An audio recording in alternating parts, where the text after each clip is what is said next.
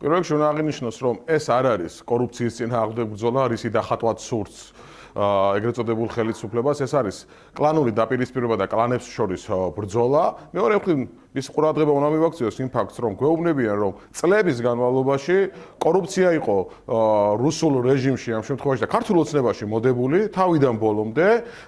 სახელმწიფო უსაფრთხოების სამსახური, პრემიერ-მინისტრი, ორჯერ პრემიერ-მინისტრი, სხვადასხვა მინისტრები, მინისტრის მოადგილეები, სრულიად ქართული ოცნება ყოფილა წლების განმავლობაში კორუფციაში ჩაფლული.